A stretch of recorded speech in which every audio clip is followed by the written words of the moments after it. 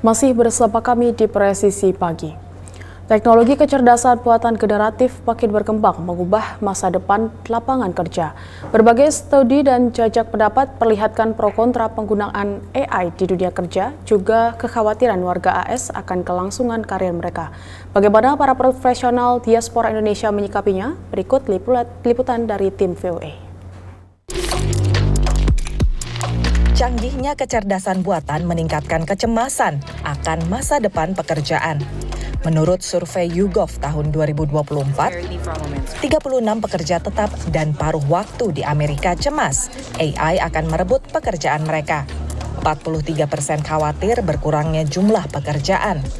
Sementara di antara pekerja yang sudah menggunakan AI, 20% sangat khawatir risiko perubahan karir.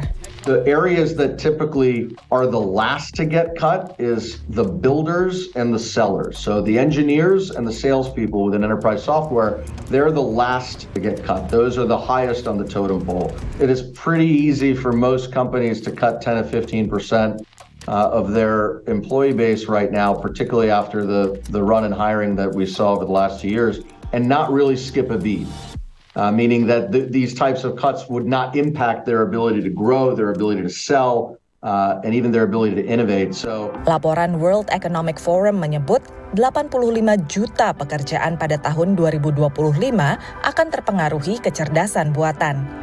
Bidang keuangan dan akuntansi yang ditekuni Olivia Ranakusuma 20 tahun lebih disebut sebagai salah satu yang terimbas.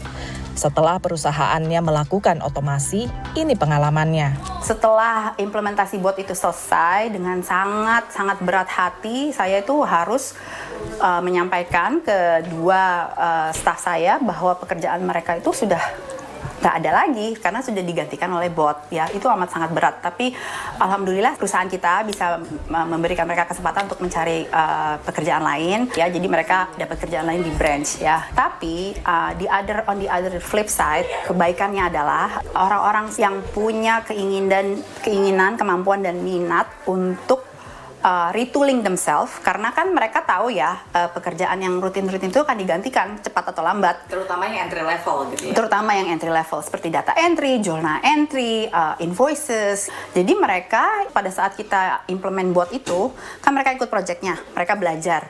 Kita kerja dengan orang IT, kita kerja dengan orang teknologi. Mereka mengerti how the system work gitu ya, dan pada akhirnya orang-orang inilah yang di tim saya adalah orang yang menurut saya nantinya akan amat sangat dibutuhkan. Mereka ngerti data, mereka ngerti sistem, mereka ngerti otomasi.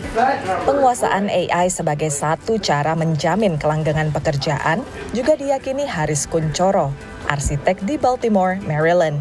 Kalau bagi saya sebetulnya AI itu tidak akan menggeser pekerjaan manusia, tapi orang yang menguasai AI itu akan menggeser orang-orang yang tidak mengetahui. Jadi apa?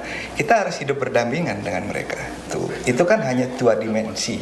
Itu kan hanya tampilan. Dan bagaimana sebetulnya membuat itu tuh menjadi realitas, itu test our key. Membuat pengalaman orang supaya bisa menikmati apa yang sudah dihasilkan dari AI itu test our part. Di luar kecemasan akan AI, sebagai pendatang, diaspora Indonesia sudah menghadapi banyak tantangan dalam berkompetisi dan berkarir di Amerika. Tapi kemampuan analitis dan adopsi teknologi, juga keterampilan layanan konsumen, bisa jadi strategi dalam memilih bidang karir yang beresiko lebih rendah tergusur kecerdasan buatan. Dari Washington DC, Aryatna Budianto dan tim VOA. Tetaplah bersama kami, Presisi Pagi akan segera kembali.